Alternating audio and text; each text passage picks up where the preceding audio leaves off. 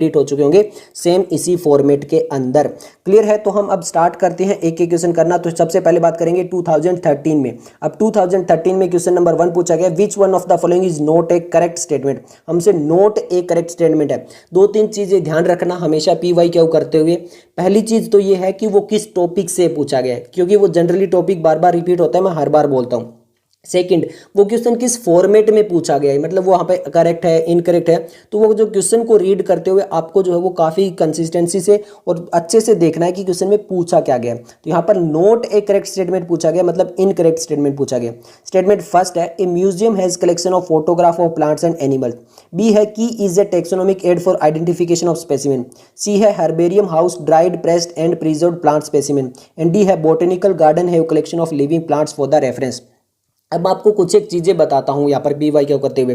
देखो, ज़्यादातर जो क्वेश्चन होता है वो आपको पता है कि NCERT से आते हैं, आपको ये चीज़ क्लियर पता है? ओके।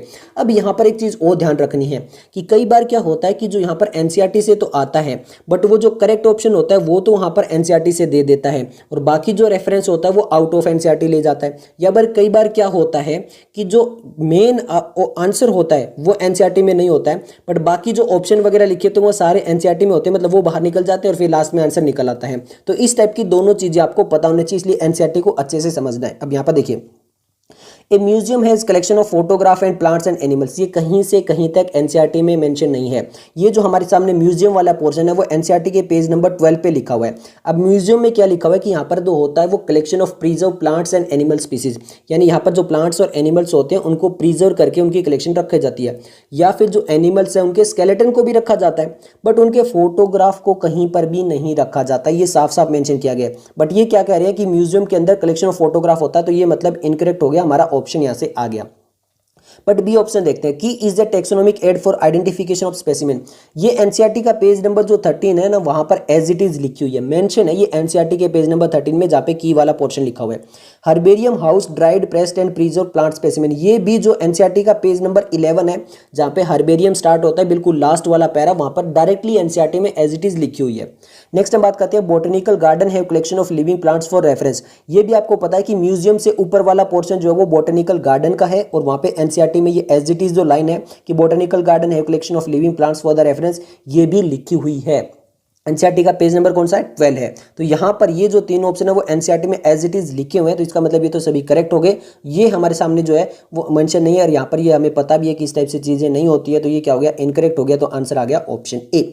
नेक्स्ट हमारा क्वेश्चन नंबर 2 है, ये हमारा कर्नाटका स्टेट के लिए अलग से एग्जाम हुआ था 2013 में, तो उससे ये क्वेश्चन आया हुआ है। The common characteristics between tomato and potato will be maximum at the level of their. तो यहाँ पर ये पूछा गया है कि यहाँ पर ये जो अरेंजमेंट होता है हायरार्ची का, तो यहाँ पर जो ये पूरा अरेंजमेंट होता है, इसमें यहाँ पर बोला गया कि कॉमन कैरेक्टर जो होने चाहिए वो मैक्सिमम किस लेवल पे हो सकते हैं टोमेटो एंड पोटैटो में। अब देखो, वैसे तो टोमेटो एंड पोटैटो यहाँ पर हम बोल सकते हैं, बट यहाँ पर इसकी चीज़ें भी हमें पता होनी चाहिए। बट एक चीज़ लिखी हुई है NCERT के पेज नंबर 10 पे, NCERT का पेज नंबर हमारे सामने जो 10 है, क्लियर है? उसकी बिल्कुल लास्ट लाइन में लिखा हुआ है। उसकी लास्ट लाइन में क्या लिखा हुआ है कि जैसे जैसे हम स्पीसीज से किंगडम की तरफ जाते हैं, तो वहां पे जो कॉमन कैरेक्टर होते हैं, क्या जो कॉमन कैरेक्टर होते हैं वो डिक्रीज होते हैं, कम होते जाते हैं, जैसे जैसे हम स्पीसीज से किंगडम की तरफ जाएंगे। अब ये हायरार्ची का अगर आपको ऑर्डर नहीं पता है, तो पहले क्या होता है? सबसे पहले आता है किंगडम। अब प्लांट्स की बात करें तो वहां पर फाइलम होगा या डिवीजन होगा? डिवीजन होगा, ये भी आपको पता होनी चाहिए। क्लियर है? उसके बाद में क्या होता है? क्लास होता है।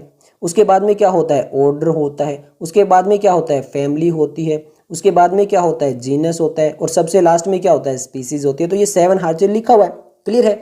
तो यहाँ पर जैसे जैसे हम जीनस से आगे बढ़ते जाते हैं तो कॉमन कैरेक्टर क्या होते हैं? डिक्रीज होते हैं। मतलब सबसे ज्यादा कॉमन कैरेक्टर जो होंगे मैक्सिमम वो स्पीसीज पे, फिर जीनस पे, फिर फैमिली पे, फिर ऑर्डर पे, फिर क्लास पे, फिर डिवीजन पे, फिर हमारे सामने किंगडम पे। तो इसके अकॉर्डिंग अगर हम देखें तो हमारा आंसर आ जाता है जीनस। बिल्कुल सही है। अब यहाँ पर देखिए, जो हमारे सामने टोमेटो होता है, टोमेटो में क्या होता है? इसका जो नाम होता है वो होता है सोलेनम। क्या होता है? Solanum lycopersicum. क्या होता है? लाइकोपर्सिकम, ये इसका नाम होता है। जबकि पोटैटो की बात करें तो यहां पर क्या होता है? सोलेनम और ट्यूबरेसम, यहाँ पे क्या होता है सोलेनम ट्यूबरोसम। अब देखो दोनों का जीनस क्या है, सेम है सोलेनम सोलेम, बट स्पीसीज क्या हो गई, अलग अलग हो गई। तो जीनस दोनों का सेम है और जीनस पे सबसे ज्यादा मैक्सिमम करेक्टर होंगे। तो दोनों टाइप से ये क्वेश्चन कर सकते थे। एनसीईआरटी का पेज नंबर 10 लिखा है उसके अकॉर्डिंग भी बता दिया और उस टाइप से भी हमने बता दिया है। क्लियर हो गया। अब 2014 और 2015 में कोई भी क्वेश्चन नहीं आता, चाहे वो 15 का एक एग्जाम हुआ था और फिर वो कैंसिल हो गया था, उसमें भी नहीं आता, फिर दोबारा एग्जाम हुआ उसमें भी नहीं आता। फिर हमारा जो है वो क्वेश्चन आया 2016 में, क्वेश्चन नंबर 3 है, nomenclature is govern by certain universal rule. यानी जो नोमेनक्लेचर होता है वहां पे कुछ एक सर्टेन रूल्स होते हैं। Which one of the following is contrary to the rules of nomenclature. Contrary का मतलब हो गया कि कौन सा रूल के अकॉर्डिंग नहीं है, कौन सा गलत लिखा गया है, कौन सा ऑपोजिट लिखा गया है। आपको बता दूं कि ये जितने भी रूल्स है, कितने, ये जितने भी हमारे सामने जो रूल्स है नोमेनक्लेचर वाले, वो एनसीईआरटी के पेज नंबर 7 पर लिखे हुए हैं। और कई बार क्वेश्चन आएगा 2019 में भी आपको इसी टॉपिक से क्वेश्चन देखने को मिल जाएगा। तो यहाँ पर इसको अच्छे से देख लेते हैं। अब एक एक रूल देखते हैं। सबसे पहले, the names are written in Latin and are italics. ये बिल्कुल सही है कि नेम्स जो होने चाहिए वो लैटिन में होने चाहिए और इनको इटैलिक्स में जो है वो थोड़ा सा क्या होना चाहिए, मतलब थोड़ा टेढ़ा करके जो लिखते हैं। When written by hands are name are to be underline. बिल्कुल सही है। जब दो नाम लिखते हैं जीनस और स्पीसीज का तो उनको सेपरेटली अंडरलाइन किया जाता है, ये बिल्कुल सही है। Biological names can be written in any language. उससे पहले आगे वाला भी देख लीजिए। The first word in a biological name represent the genus name while the second is specific epithet. ये तो अभी हमने किया था टोमेटो और पोटैटो में कि सोलेनम लाइकोपर्सिकम और सोलेनम ट्यूबरोसम। उसके अंदर सोलेनम क्या था, जीनस था, लाइकोपर्सिकम और ट्यूबरोसम क्या था, उसके स्पीसीज थे। ये भी बिल्कुल सही है। अब जो बायोलॉजिकल नेम्स होते हैं वो केवल और केवल क्या होते हैं, लैटिन में होते हैं। अगर वो लैटिन में नहीं है कहीं और किसी लैंग्वेज में तो उसको लैटिनाइज्ड किया जाता है। तो यहाँ पर क्या लिखा है कि यहाँ पर जो biological name can be written in any language, ये बिल्कुल गलत है according to NCERT page number 7, जितने भी रूल्स लिखे हैं उसके अकॉर्डिंग। नेक्स्ट हम क्वेश्चन नंबर जो है वो देख लेते हैं। मैच द कॉलम क्वेश्चन है और ये फेज 2 हुआ था, तो वो तो फेज 1 के लिए था। नीट 2016 में एक फेज और हुआ था, उसका ये क्वेश्चन है। Match the column 1 with column 2 for house fly classification and select the correct option using the code below. अब यहाँ पे फैमिली, ऑर्डर, क्लास और फाइलम दिया है किसका, हाउस फ्लाई का। अब आपको बता देता हूँ जो यहाँ पर एनसीईआरटी का पेज नंबर 11 है वहाँ पर एक टेबल दी हुई है 1.1 और वहाँ पर कई चीज़ों के बारे में बात की हुई है। ठीक है, तो वहाँ पर एक बात की हुई है किसके बारे में, हाउस फ्लाई के बारे में। ह्यूमन के बारे में भी बात की हुई है, हाउस फ्लाई के बारे में भी बात की हुई है। तो यहाँ पर देखिए हाउस फ्लाई में सारा कुछ इस टेबल में दिया हुआ है। तो यहाँ पर जो उसकी फैमिली होती है हाउस फ्लाई की वो होती है मस्केडी। क्या होता है, मस्केडी। उसके बाद में अगर हम ऑर्डर की बात करें तो वो क्या होता है, डिप्टेरिया होता है।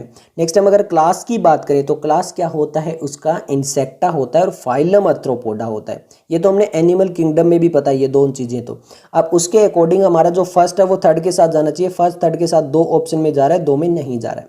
बी जो है वो हमारा फर्स्ट के साथ जाना चाहिए, वो केवल इस ऑप्शन में जा रहा है, इसमें नहीं जा रहा। तो आंसर तो आ गया। सी हमारा फोर्थ के साथ, डी सेकंड के साथ, तो हमारा आंसर क्या बन गया, ऑप्शन ए बन गया। नेक्स्ट हम जो है वो नीट 2017 का क्वेश्चन देख रहे हैं। अब आपको खास चीज बता देता हूं 2017 का क्वेश्चन देखते हुए। विच one of the following represent the order of the horse. आपको बता दूं जो 2006 से पहले जो एनसीईआरटी थी उसमें डेवलपमेंट ऑफ हॉर्स दिया हुआ था इवोल्यूशन चैप्टर में। क्लियर है, और वहां पर इसके बारे में बात की गई था। बट जो रीसेंट एनसीईआरटी है यहां पर ऑर्डर वगैरह हॉर्स का नहीं दिया हुआ है। आपको पहले ही बता दूं ये आउट ऑफ एनसीईआरटी है। इक्विडी, पेरिसोडेक्टाइला, केबेलस या फिर फेरस, इनमें से हॉर्स का ऑर्डर कौन सा है ये हमें बताना है। तो सबसे पहले देखो यहाँ पर अगर किंगडम की बात करें हॉर्स की तो वो तो एनिमेलिया हो गया, ये तो हमें पता ही है भैया। फाइलम की बात करें तो ये हमारा कोडेटा हो जाएगा जो एनिमल किंगडम के अकॉर्डिंग आता है, ये भी हमें पता है। क्लास की बात करें तो वो तो हमारा मेमेलिया हो जाता है। तो ये 3 चीजें तो हमें पता ही है। क्लियर है। तो यहाँ पर उसके बाद में क्या आता है हमारे सामने, अब यहाँ पर हमारे सामने ऑर्डर आता है। ऑर्डर जो होता है हॉर्स का वो होता है पेरिसोडक्टाइला। याद रख लेना, ऑर्डर जो होता है वो क्या होता है, पेरिसोडक्टाइला। इक्वेडी क्या होती है, फैमिली होती है। फेरस क्या है, ये स्पीसीज है। ये स्पीसीज किसकी स्पीसीज है, ये स्पीसीज है वाइल्ड हॉर्स की। वाइल्ड हॉर्स जो होता है उसकी स्पीसीज है। यानी इक्वा, यानी हमारे सामने इक्वा जो होता है वो जीनस होता है। इक्वा, EQW, ये जो होता है वो जीनस होता है। बाकी चीज़ें मैं आपको बता चुका हूँ, ऑर्डर बता दिया, फैमिली बता दी, किंगडम, फाइलम, क्लास बता दिया, जीनस आपको बता दिया इक्वस होता है, और स्पीसीज बता दी फेरस होता है, फैमिली बता दी। तो ये सब कुछ हम बता चुके हैं। तो यहाँ पे ऑर्डर जो होगा वो पेरिसोडक्टाइला होगा, और इसके अलावा और चीज़ें भी आपको सारी बता दी है। ओके, नेक्स्ट हम बात करने वाले हैं क्वेश्चन नंबर 6 के बारे में। 2018 में आया हुआ क्वेश्चन है। Match the item given in column 1 with those in column 2 and select the correct option. Herbarium की म्यूजियम और कैटलॉग। हर्बेरियम मैंने अभी अभी आपको बताया था, एनसीईआरटी के पेज नंबर 11 में जो है वो मेंशन है। अब क्या होता है, it is a place having a collection of preserve plants and animals. तो हर्बेरियम में दोनों को प्रिजर्व करके नहीं रखा जाता, वो तो म्यूजियम में रखा जाता है। तो ये हमारा फर्स्ट के साथ चला जाएगा। A list that enumerates methodology all the species found in area with brief description identification. It is a place where dried and pressed plant specimen mounted on the vents. ये हर्बेरियम का होता है।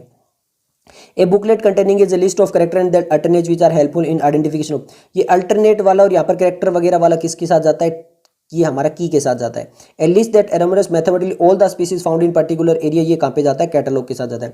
तो herbarium तो मैंने आपको बता दिया, हर्बेरियम तो एनसीईआरटी के पेज नंबर 11 पे है। ये जो की वाला पोर्शन है ये कहाँ पर लिखा हुआ है, एनसीईआरटी के पेज नंबर 13 पे लिखा हुआ है। म्यूजियम वाला कहाँ पे लिखा हुआ है, एनसीईआरटी के पेज नंबर 12 पे लिखा हुआ है। कैटलॉग वाला कहाँ पे लिखा हुआ है, एनसीईआरटी के पेज नंबर 14 पे लिखा हुआ है। बट ये डायरेक्ट नहीं लिखा हुआ है वहाँ पर कैटलॉग की सारी चीज़ें, बट वहाँ पर देखो एनसीईआरटी में लिखा है कि वहाँ पे जो एक पर्टिकुलर एरिया में जो स्पीसीज मिलती है उनके बारे में ये सारी चीज़ें बताते हैं। वहाँ पे कैटलॉग लिखा हुआ है ऊपर ही ऊपर में। तो यहाँ से ये क्लियर होता है कि एक पर्टिकुलर फाउंड अगर एरिया है और वहाँ पे कोई स्पीसीज वगैरह देखनी है तो उसके लिए कैटलॉग वगैरह यूज होगा, जो एनसीईआरटी ने पेज नंबर 14 में मेंशन किया है। तो इस टाइप से आपको चीज़ें क्लियर हो चुकी होगी। तो अब हम देख लेते हैं फर्स्ट जो हमारा थर्ड के साथ जाना चाहिए, तो फर्स्ट थर्ड के साथ में इन दो ऑप्शन में जा रहा है। सेकंड हमारा जो फोर्थ के साथ जाना चाहिए, सेकंड फोर्थ हमारे साथ में डी ऑप्शन में जा रहा है। थर्ड जो है वो फर्स्ट के साथ जा रहा है और फोर्थ जो वो सेकंड के साथ जा रहा है। तो हमारा जो आंसर बनेगा वो बनेगा ऑप्शन डी। क्लियर हो गया। नेक्स्ट हम क्वेश्चन नंबर जो है 7 देखते हैं। क्वेश्चन नंबर 7 हमारा स्टार्ट हो जाता है 2019 में। Select the correctly writing scientific name of mango which was first describe the Carl's Linus.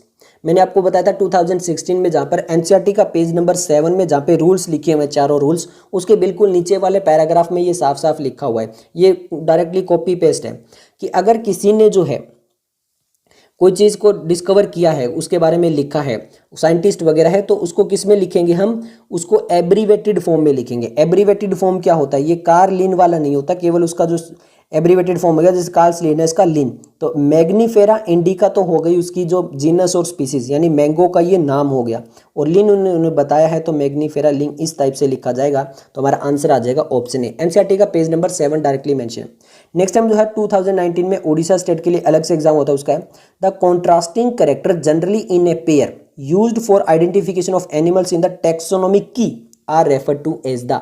NCERT का पेज नंबर 13 है, एनसीईआरटी का पेज नंबर 13 है, की वाला पैराग्राफ है। वहां पे साफ साफ लिखा हुआ है कि जो contrasting character generally in a pair use for the identification of animals in taxonomy are refer to as, क्या बोलते हैं उसको बोलते हैं कपलेट। और लेड किसको बोलते हैं, each statement in the key, जो की के अंदर है हर एक जो स्टेटमेंट लिखी जाती है उसको लेड बोला जाता है, या लीड बोला जाता है या लेड बोल सकते हो, तो उसको लेड बोला जाता है। बट कपलेट बोला जाता है जो पेयर के अंदर कॉन्ट्रास्टिंग कैरेक्टर लिखे जाते हैं उनको कपलेट बोला जाता है। तो आंसर क्या आ जाएगा, ऑप्शन बी आ जाएगा। नेक्स्ट हमारा क्वेश्चन नंबर जो है वो 9 है। क्वेश्चन नंबर 9 में बोला गया which of the following is against the rule of ICBN, यानी इनके अकॉर्डिंग कौन सा इनमें से आईसीबीएन का रूल नहीं है। आईसीबीएन का रूल क्या होता है आपको पता ही है, इंटरनेशनल जो है वो होता है जहाँ पर बॉटनिकल नेम दिए जाते हैं। तो यहाँ पर सिंपल सा है, सेम वही रूल्स होंगे जो हमने क्वेश्चन नंबर 3 के लिए बताए थे एनसीईआरटी का पेज नंबर 7 पर। तो यहाँ पर जो है वो वापिस से देखते हैं कौन सा रूल जो है यहाँ पर बोला है अगेंस्ट द है, मतलब कौन सा गलत लिखा हुआ है वो चीज़ देखनी है। Hand written scientific name should be underline, जो हैंड रिटन लिखेंगे वो तो हम अंडरलाइन लिखेंगे, बिल्कुल सही है। Every species should have a generic name and a specific epithet, ये तो हमें पता है, ये भी बिल्कुल करेक्ट है। Scientific name are in Latin and should be italics, बिल्कुल सही है कि जो साइंटिफिक नेम लिखेंगे वो लैटिन लैंग्वेज में होना चाहिए और उनको जब प्रिंट कर रहे हैं तो वो इटैलिक्स में होने चाहिए, और अगर हैंड रिटन करें तो उनको सेपरेटली अंडरलाइन करें। Generic and specific name should be written starting with the small letter, ये बिल्कुल गलत लिखा हुआ है। एनसीईआरटी ने साफ साफ बोला है कि जो जीनस का नेम होगा, यानी ये जो पहला नाम होता है जेनरिक नेम होता है, ये कैपिटल लेटर से स्टार्ट होगा, और जो स्पेसिफिक एपिथेट होता है वो स्मॉल लेटर से स्टार्ट होना चाहिए। फॉर एग्जांपल मैं आपको एक यहाँ पर हिंट देता हूँ, यहाँ पर देखो, दो जगह मैग्नीफेरा इंडिका मान लो ऐसा कोई क्वेश्चन आ जाए तो देखो दोनों ही मैग्नीफेरा इंडिका है, बट इसमें जो स्पीसीज है उसका फर्स्ट लेटर कैपिटल लिखा है तो ये गलत हो जाएगा, और इसमें जो कैपिटल लेटर इसमें स्मॉल लिखा है तो ये सही होगा। इसी टाइप से अगर यहाँ पे दो ऑप्शन हो जाते, मैग्नीफेरा इंडिका के आई बड़ा कर देते और यहाँ पे स्मॉल कर देते ये कार हटा के, तो हमारा इन दोनों में से ये वाला होता है। इस चीज़ को ध्यान रखना है, तो ये इन्होंने बताया है। तो इसके अकॉर्डिंग क्या होगा, ये वाला जो लिखा है कि दोनों में स्मॉल लेटर होता है ये गलत लिखा है। जो हमारा जेनरिक नेम होता है वो कैपिटल से होता है, स्पेसिफिक स्मॉल से होता है।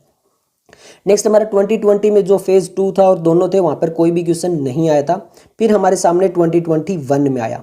2021 में सेम वहीं से क्वेश्चन आया जहां से क्वेश्चन नंबर 4 हमने किया था। अब यहां पर देखो क्या है, which one of the following belong to family Muscidae, यानी इनमें से कौन सा जो फैमिली मस्केडी से बिलोंग करता है। हमने फैमिली मस्केडी बताई थी, ऑर्डर डिप्टेरा बताया था, क्लास इंसेक्टा बताया था, फाइलम आर्थ्रोपोडा बताया था, किसका, फायरफ्लाई, ग्रास ऑपर, कॉकरोच या हाउस फ्लाई का बताया था। एनसीईआरटी का पेज नंबर 11 टेबल 1.1। नेक्स्ट हम क्वेश्चन नंबर जो है वो 22 आ चुका है। क्वेश्चन नंबर क्या है, 22 है। In the taxonomic categories which hierarchical arrangement in ascending order correct in the case of an, यानी इनमें से कौन सा टेक्सोनोमिक जो कैटेगरीज है उसमें जो हायरार्चिकल अरेंजमेंट है असेंडिंग ऑर्डर में वो कौन सा करेक्ट है। अब आपको बता दूं कि हमारे सामने जो एनसीईआरटी का पेज नंबर जो है वो 7 रहने वाला है, तो वहाँ पर फिगर 1.1 है, जो एनसीईआरटी का फिगर 1.1 है। ये सारी चीज़ जो क्वेश्चन में है वो उसके बिल्कुल लास्ट में लिखी हुई है। जो मैं आपको ये सारी चीज़ें बता रहा हूँ ये बिल्कुल लास्ट में लिखी हुई है। सॉरी, एनसीईआरटी का पेज नंबर 10 है भाई, एनसीईआरटी का पेज नंबर 10 है और फिगर 1.1 है। तो वहां पर ये जो फिगर 1.1 है उसके नीचे यही लिखा हुआ है कि ये जो अरेंजमेंट है हायरार्चिकल अरेंजमेंट वो असेंडिंग ऑर्डर में है। अब वो किस टाइप से है, वो है यहाँ पर कीप पोर्ट यानी कीप फाइलम, यहाँ पे किंगडम फाइलम आना चाहिए पहले, kingdom phylum class order family genus species, ये बिल्कुल सही है। ये किंगडम से फाइलम आना चाहिए, किंगडम से ऑर्डर नहीं फाइलम आना चाहिए, तो बिल्कुल सही हमारा एक ही ऑप्शन है, that is the option b. ये हमारा आंसर निकल कर आएगा। क्लियर हो गया। तो ये सारे क्वेश्चन थे इस चैप्टर के लिए। मिलते हैं जल्दी नेक्स्ट वीडियो साथ, तब तक के लिए धन्यवाद।